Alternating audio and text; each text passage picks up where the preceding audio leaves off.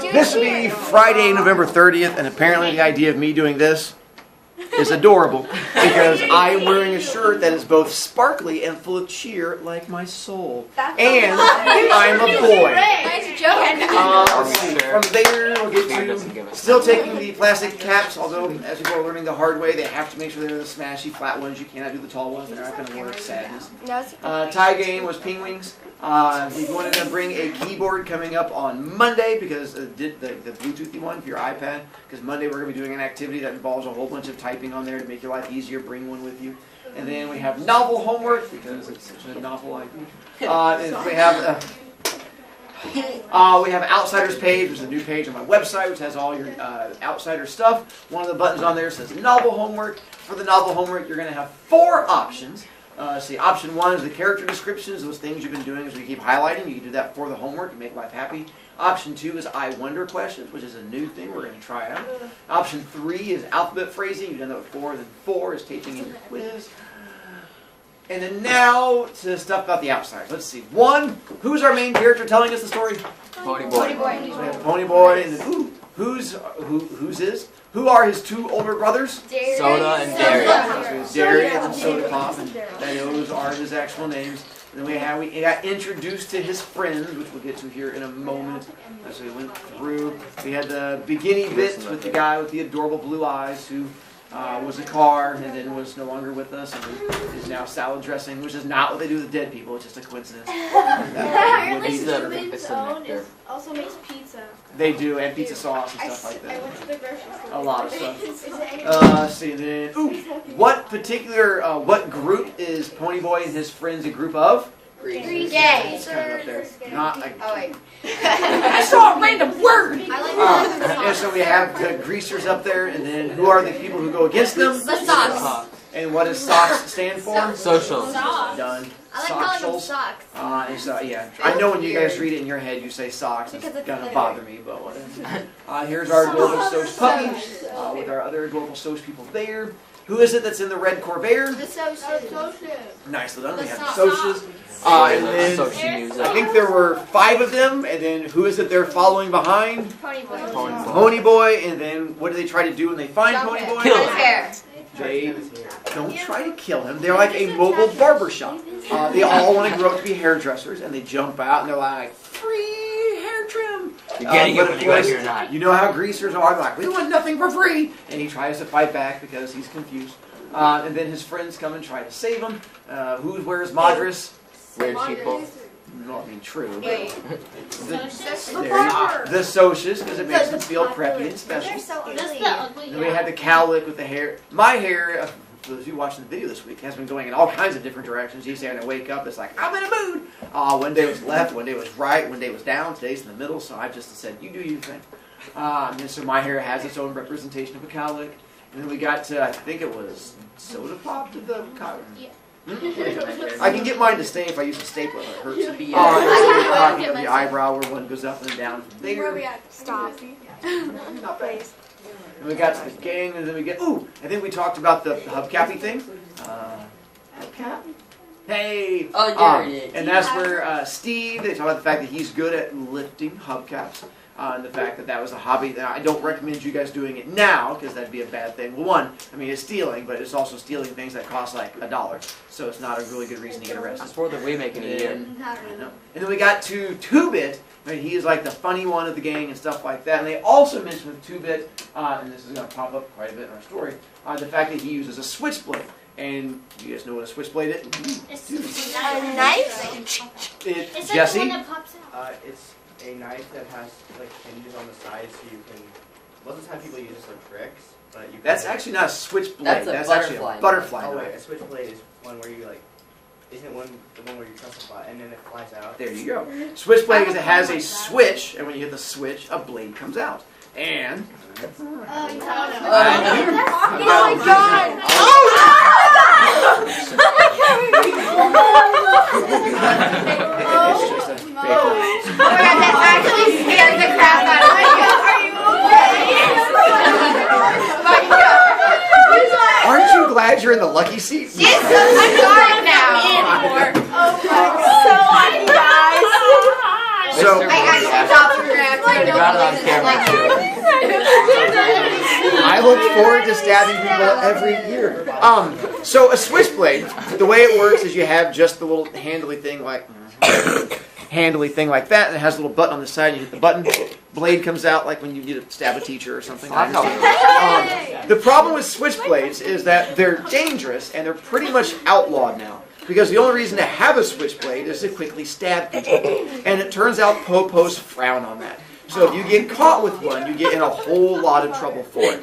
Plus, the other drawback to a switchblade was boys typically would have them and they keep them in their pockets, and then boys tend to like horse around with each other, and you go and ninja kick your friend, and when you hit the button, it's like twink, and so that was a really bad thing to have happen. So they ended up redesigning the switchblade to a whole different one.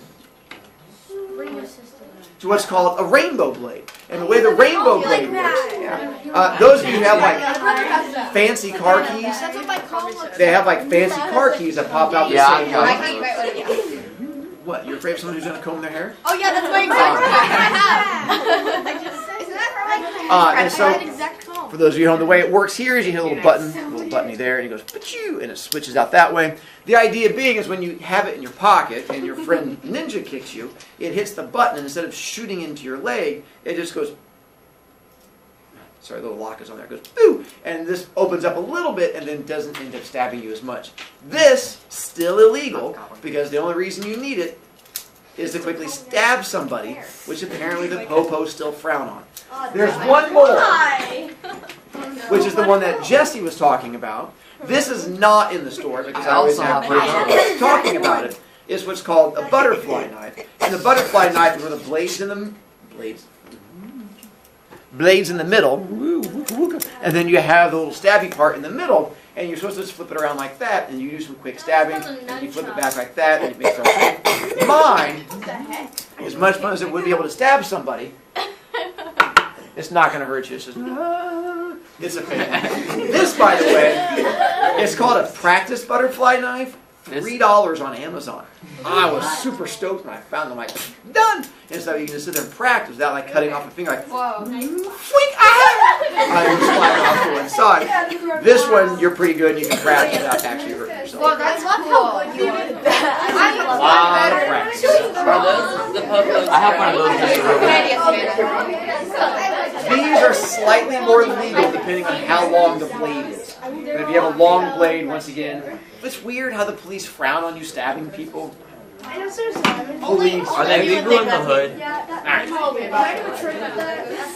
Now that we're done doing Stabby Town, if it helps, I've been looking forward to stabbing kids like all week. As soon as we started the book, I was like, it's going to be Stabby time! Oh, and I was waiting to see who was going to be in that seat. People changed seats around, and then I was like, You didn't let us. It was gonna be. I didn't. Oh, that's awful. And I wasn't here, so. Chapter 1. All right, so we're at the bottom of page 10. We had just gotten through. Those people who are at home dead right now, I bet they're sorry that they're missing out on me stabbing kids. I'm sorry. Like, I could have missed a live stabbing. Oh, wait. Oh, no. Now you just have to go walk down. Yeah, you guys, you're missing out. All right, we are halfway down page 10. If I had to pick the real character of the gang, it'd be Dallas Winston. Dallas. Now, I used to like to draw his picture when he was in a dangerous mood, for then I could get his personality down in a few lines. He had an elfish face with high cheekbones and a pointed chin, small, sharp animal teeth, and ears like a lynx. His hair was almost white. It was so blonde. And he didn't like haircuts or hair oil either, so it fell over his forehead in wisps and kicked out in the back in tufts and curled behind his ears and along the nape of his neck.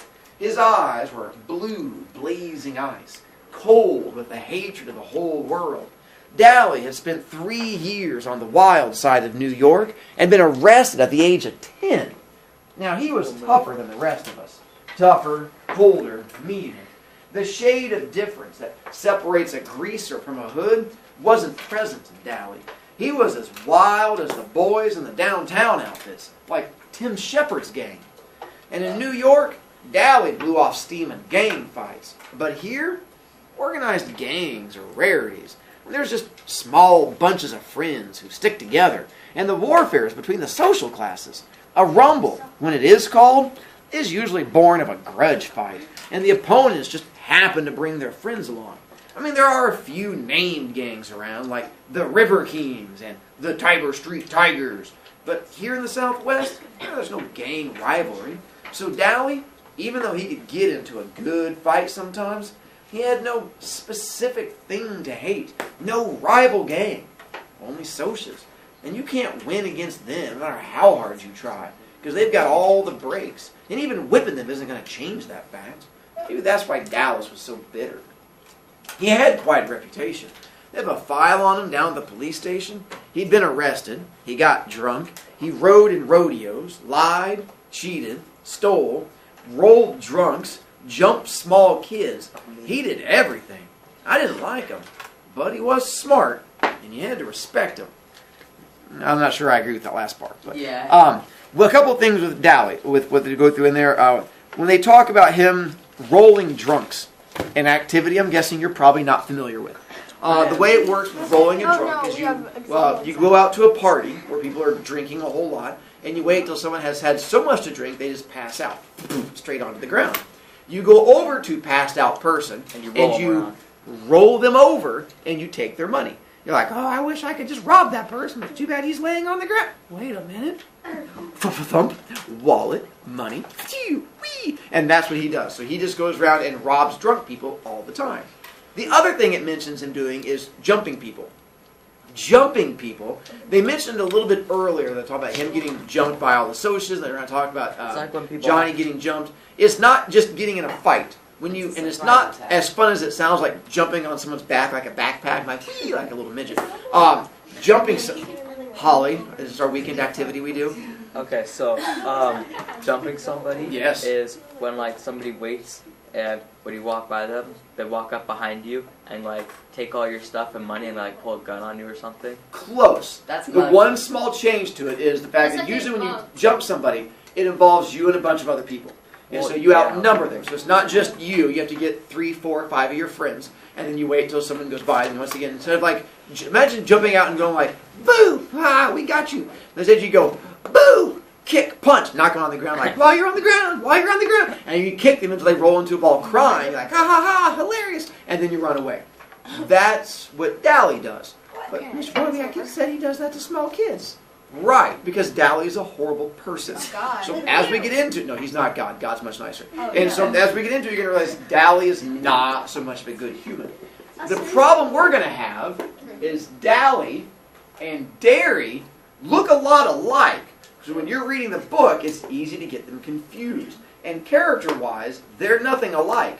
He, horrible person beating up babies. He, really responsible kid that's raising a family. So to help you out, the word brother has 2 R's in it. Derry has 2 R's in it. So Derry, brother.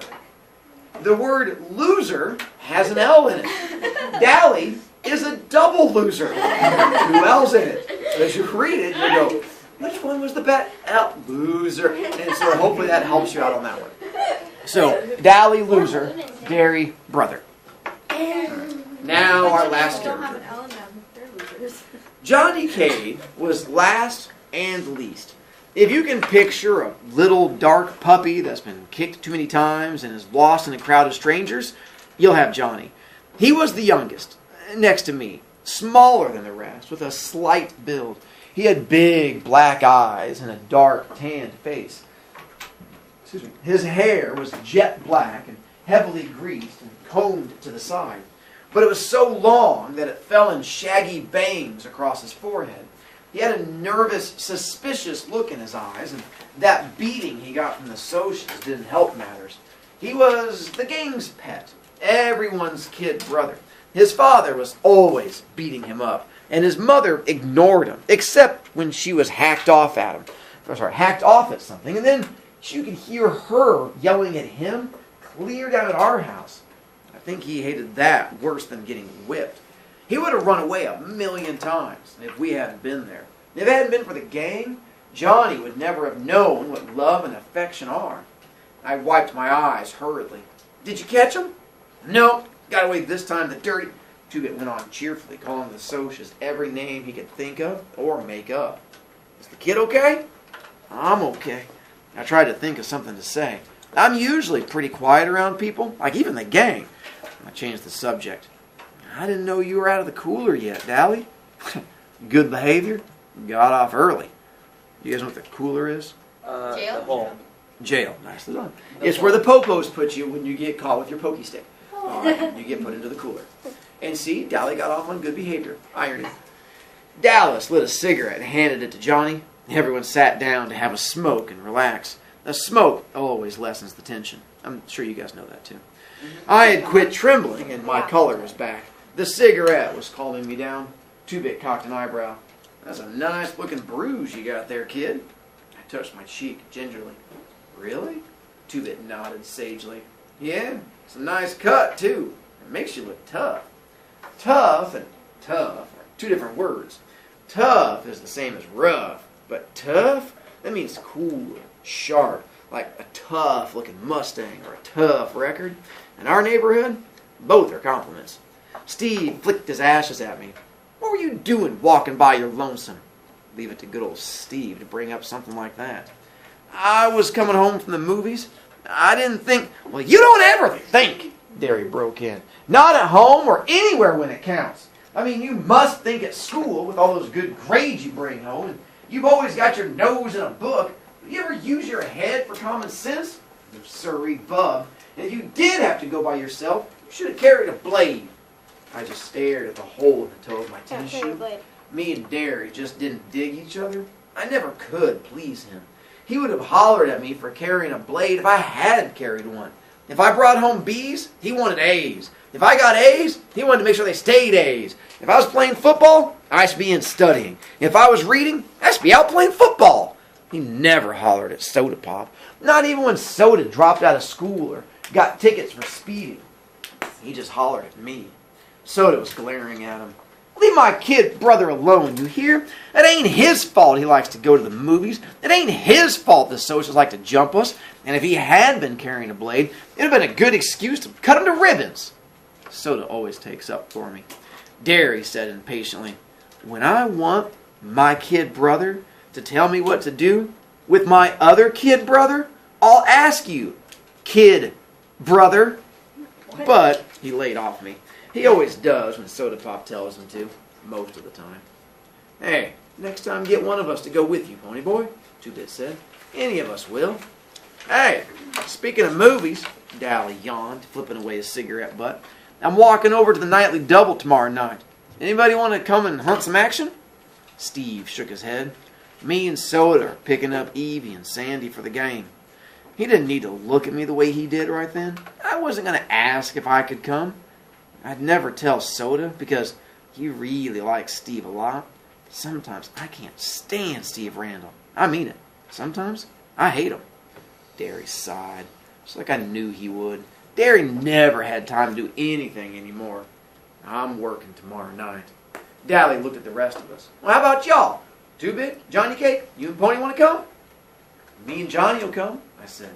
I knew Johnny wouldn't open his mouth unless he was forced to. That okay, Derry? Yeah, since it ain't a school night.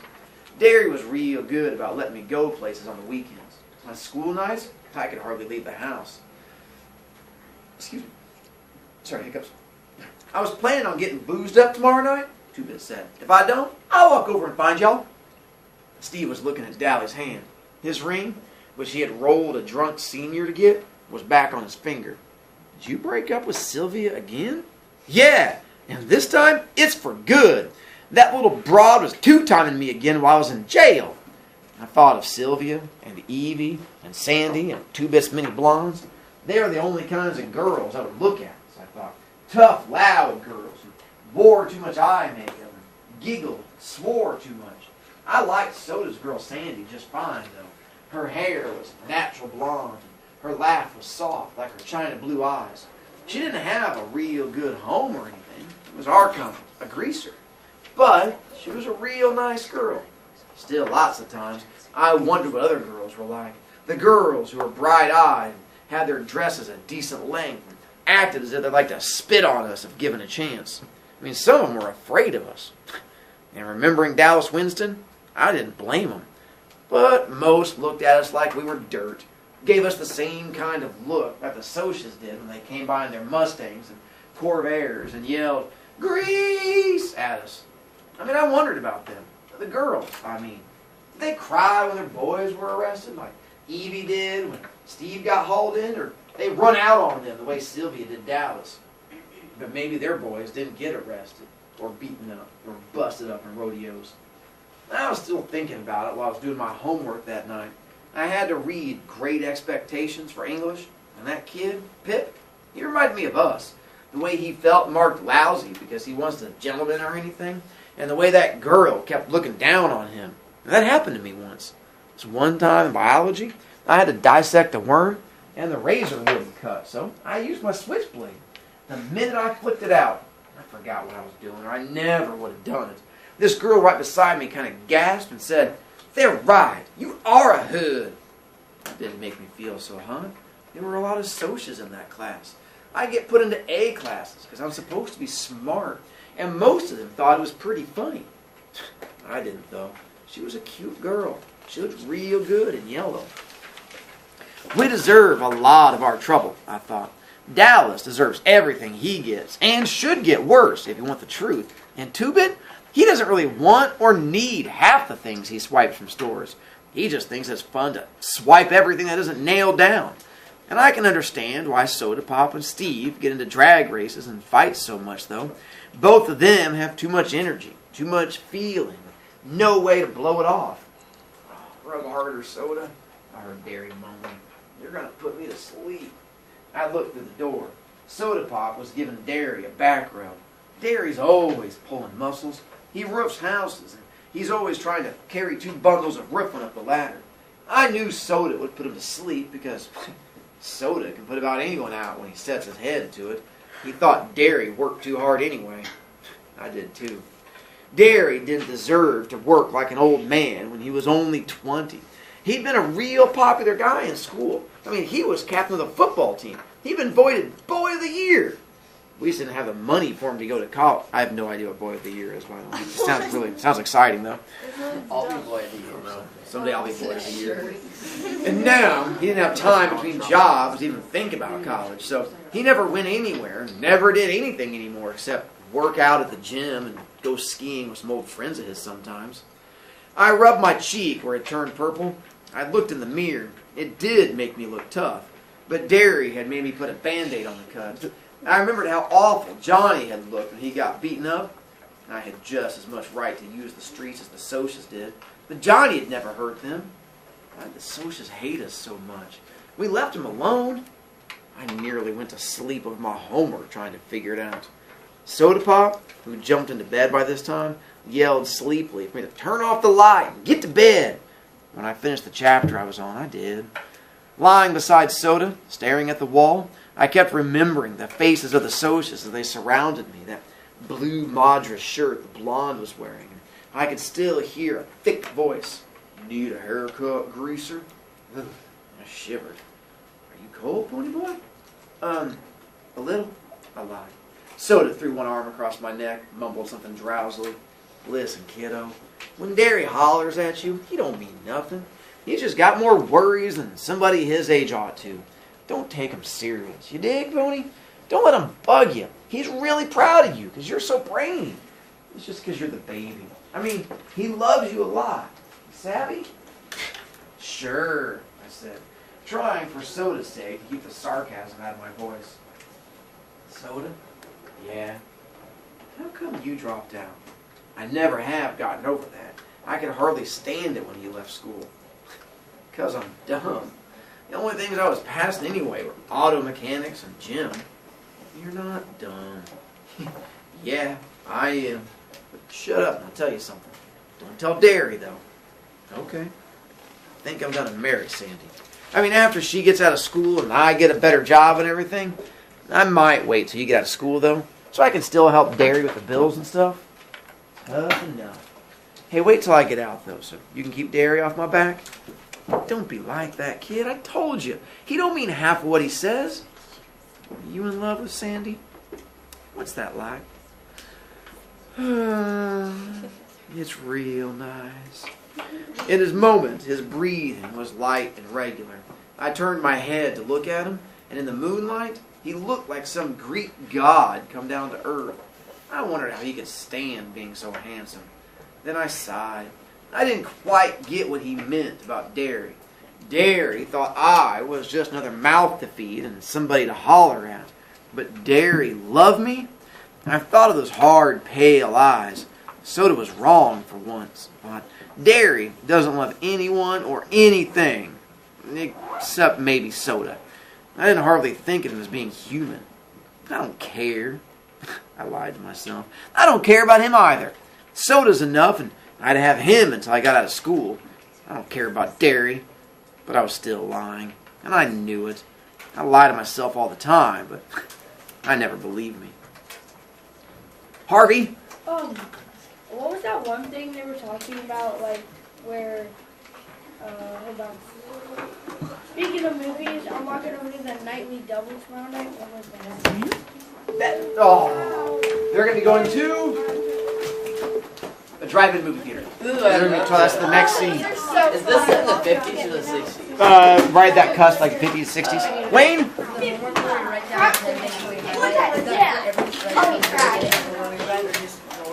Wherever you are in there. Other than that, see you guys next week.